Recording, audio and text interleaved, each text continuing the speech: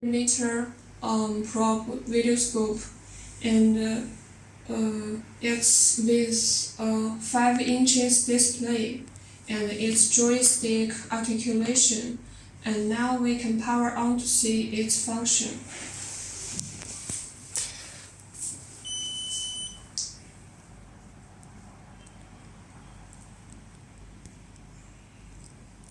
About 10 seconds, it will appear.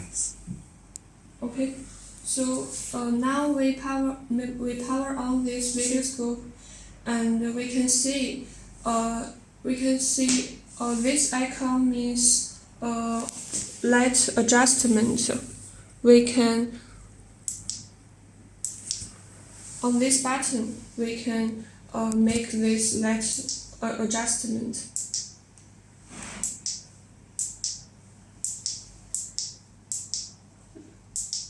This definition is 1 million pixels, so it's very clear. The image on the screen is very clear.